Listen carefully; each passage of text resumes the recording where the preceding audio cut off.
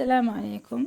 İkinci dərsimizdə yeni iki hərf götürəcəyik. Bu günlərim T və S hərfini keçəcəyik.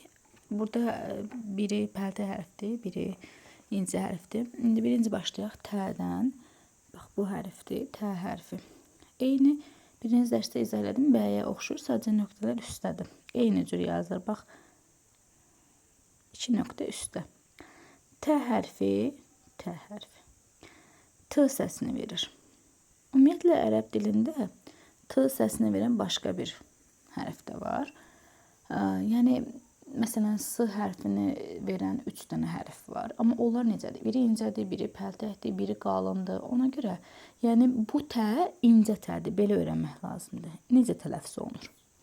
Deməli, dilin ucu yuxarı kəsici dişlərin kökünə toxundurulur. T. Bax, bunu evdə güzgünün qarşısında məşq edin və yaxud əlinizlə hiss elədiniz, məsələn, dilinizi dişinizin kökünə vurun da, yuxarı dişin. Belə tələffüz edin ki, belə yadınızda qalsın da, T. Bax, bu cür T səsini verir. İndi bu hərf incə hərfdir, onu qeyd etdim. Baxırıq, indi necə yazılır?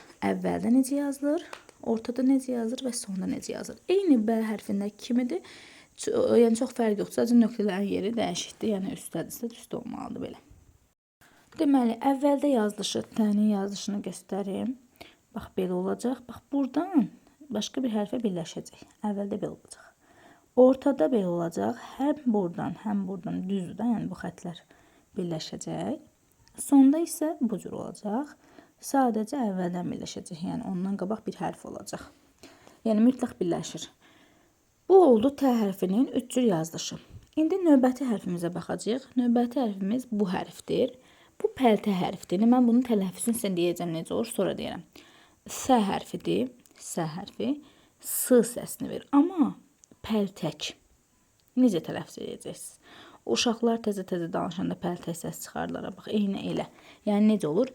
Dilin elə belə. Dil biraz dişlərdən önə çıxır. Üst dişlərinin, ön dişlərinin, nə belə deyək, ön dişlərdən önə çıxır. Elə tələffüz olunur. Yəni, yumuşaq pəltək tələffüz olunur. S, S.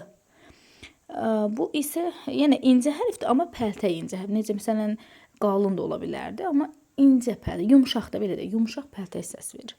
S, S, bax belə, S, S. Ən çox bunu uşaqlar, dilinizi biraz dişlərdən, iki dişin arasından biraz sıxıb çıxarın da, yəni, pəltək tələffüz edin. Eyni bunun, bu hərfində 3 cür yazılışı var. Eyni elə T kimidir. Sadəcə nöqtəsi burada 3 dənə. Mən hərfi yazmadım. Hərf, bax, eyni hərfdir. Sadəcə 3 nöqtə var burada. Belə yazılacaq. İndi əvvəldə, sonda, ortada necə yazılır, onu yazacağıq.